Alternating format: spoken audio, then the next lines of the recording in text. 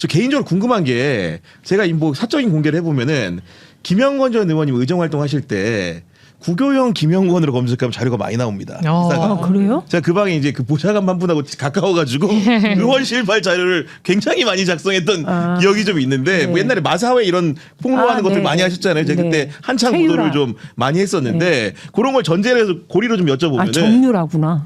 최유라. 최신실. 좀 여쭤보면은 어떤 거냐. 그 김영건 전 의원님이 이재명 대통령에 대해 애정이 굉장히 충분한 분이었기 때문에 아마도 그런 애정 표시들에 대해서 대통령을 당연히 알았을 것이고 그러다 보면은 우리 그 후보님도 상당히 정치 역량이 있기 때문에 개별적으로 만나서 이런 에피소드가 좀 있었을 것 같거든요. 느끼기에는. 제가 도당위원장이었고 하니까 그 의원 되기 전에는 사실은 이재명 대통령이 고향과 이 경북에 대한 그리고 원외위원장들에 대한 애정이 좀 각별하세요. 원외위원장에 대한 애정이. 그래서 저희가 뭐 하도 에피소드가 많아가지고 저희가 이제 또 심지어 하 풀어놓고 가시면 됩니다. 지금 여기서. 그러면 밤새야 돼. 한 번은 이제 그 안동에 내려오시거나 그러면 늘 이제 산소에 올라가세요. 그렇구나. 그러면 이제 그 공식 일정이 끝난 다음이기 때문에 저 이제 산소에 올라가면 그 꼭대기에 올라가서 이렇게 앉아 있으면 정말로 이 풍광이 멋져요. 그 자연 풍광이. 그리고 이 산 꼭대기에 어떻게 산소를 썼을까 이런 생각이 들 정도로 근데 정말 멋져요. 그렇구나. 근데 그러고 나면은 거기 앉아가지고 뭐 제주 이렇게 대병 갖다 놓고서 제주하고 북어포 찢어가지고 이런저런 얘기하면은 그렇게 정말로 생짜로.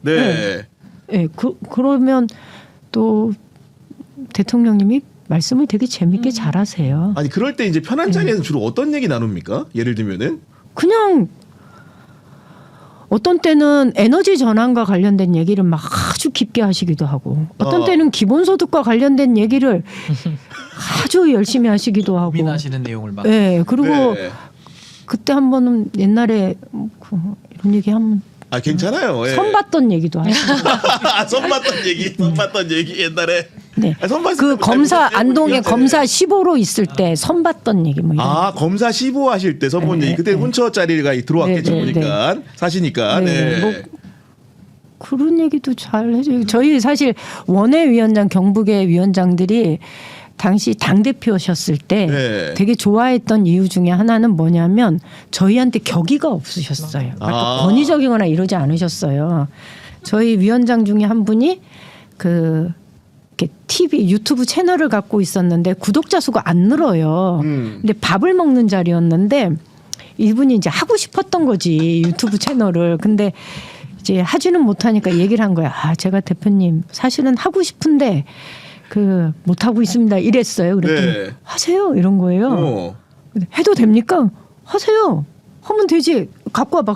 근데 키더니 이재명 TV하고 연결을 시켜서 그날 구독자 수가 폭발했다는 거 아니에요. 또 이렇게 구독자까지 이렇게 늘려주시는. 그러니까 그런 게 너무 진짜 이렇게 그냥 이웃집 뭐 이렇게 형님처럼 그렇게 되게 편하게 대해주셨어요. 그러면 다른 여러 정치인들 뭐 이재명 대통령 가깝다고 합니다만은 이렇게 이제 편하게 만나서 이렇게 가볍게 얘기하고 소탈한 이야기들부터 진지한 얘기까지 포괄적으로 나눈 사람은 제가 보기에는 손에 꼽는 인미의 후보가 되지 않을까 생각이 들거든요. 근데 뭐 저보다 더 많을걸요 사람들이. 저 하나 기억나는 게 어떤 거?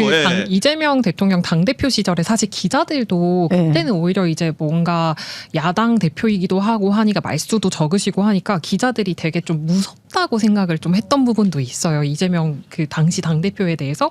근데 이제 뭐 저희가 임미애 의원님 만나서 이재명 당대표 어떤 분이냐 좀 무서운 물어봤어, 것 같은데 그때? 막 이런 얘기를 하면 항상 임미애 의원님 님이 말하는 거 보면 너무 귀엽지 않아? 이렇게 하면서 되게 인간미 있다 하면서 저희한테 예전에 그렇게 얘기 나눌 때 유쾌한 사람이란 얘기를 기자들에게 명랑해요, 성격이. 엄청 설파를 하셨어요. 이게 얼마나 이렇게 좀 허심탄회한 자리에서 보면 유쾌하고 밝고 귀여운 사람인가를 기자들한테 엄청 열심히 설명해 주셨던 게 지금 앞에서 말씀하시는 거 보니까 제가 추억처럼 생각이 나서. 들어보면은 이재명 대통령을 아는 사람은 당연히 많겠죠. 정치인들 중에, 민주당 정치인 중에 얼마나 오랜 시간 이렇게 어떻게 보면 당대표도 했고 주요한 위치에 있었기 때문에 알 텐데, 보니까 임미애 후보님이나 김민석 후보님이나 이재명 대통령을 칭하는 공통 단어가 있네. 유쾌한. 맞아요. 네. 그러니까 김민석 후보도 본인 책에서 이재명의 대하연가요, 관하연가요, 그 책을 쓰면서 유쾌한 토론가라는 표현이 맞아요, 나오고, 맞아요. 그러니까 잘하는 분들은 네. 그 사람이 유쾌한 걸 정확히 이해하고 있네요, 보니까. 네. 아니 그리고 이분이 이런 게 있어요.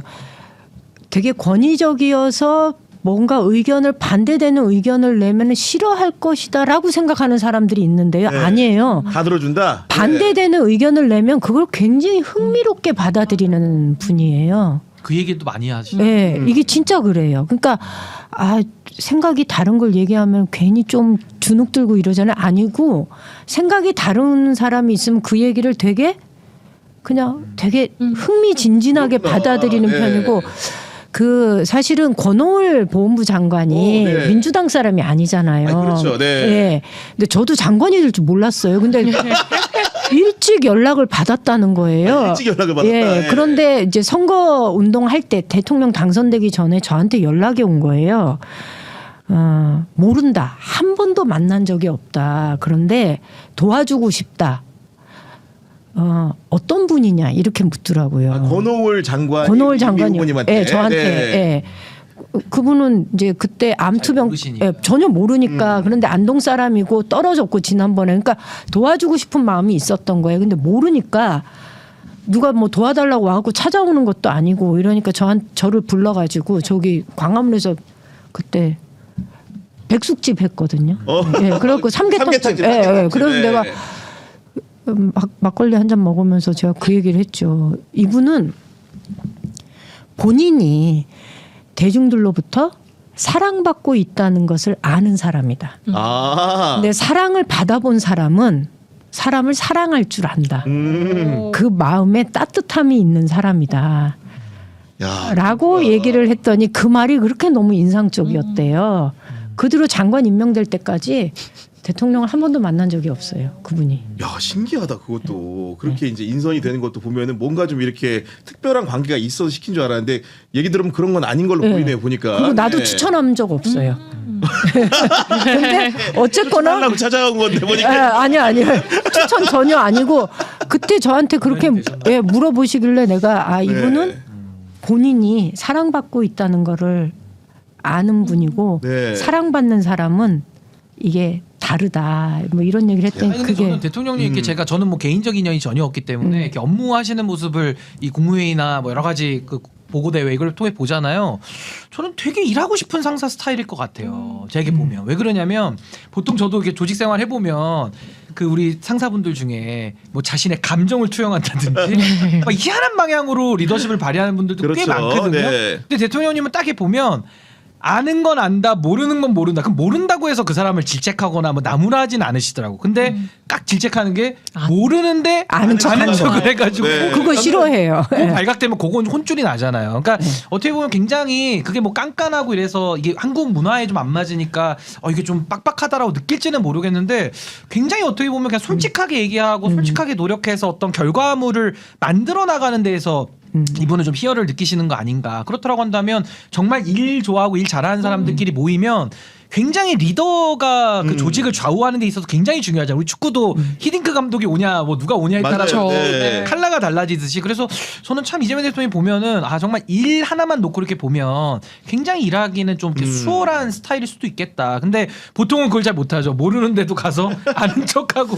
근데 이런 건 있는 것 같아요. 워낙 공격을 많이 받아서 가끔 기자들이나 이제 모르는 사람이 누군가가 이렇게 뭔가 질문이든 뭐든 뭘 하면 약간 이제 방어적인 워낙 공격을 많이 받았다면서 본능적으로 방어적인 자세를 취하는 건 있는 것 같아요. 그런데 요즘 많이 바뀌셨어요, 보니까. 네, 근데 그것도. 내가 볼 때는 자신감을 굉장히 많이 이게 사실 사랑받으면요 자신감이 생겨요. 네. 알겠습니다. 보니까 지금 의원님 보좌관님한테 연락이 왔는데 다음 주에 출마하신다는 먼저 인석을 하시면 저희가 마저 방송 마무리하겠습니다. 마지막으로 끝으로 그래도 우리 권리 당원들 그리고 이제 여론조사도 하셔야 되니까 민주당 지지자들과 무당층들의 한 말씀 부탁드립니다. 네. 아까도 말씀드렸지만 이기는 민주당은 이기는 이거 반복한다고 해서 말로 되는 게 아닙니다. 지금 민주당이 결단을 해야 되는 겁니다. 구조적인 다수 결국은 합리적인 중도층과 영남 특히 대구 경북의 유권자들을 위한 전략을 세워야 되는 거고 그 전략을 세우는데 저 같은 일꾼이 필요하다. 알겠습니다. 꼭 찍어주십시오. 오늘 먼저 우리 임미애 후보님 아쉽지만 보내드리도록 하겠습니다. 네.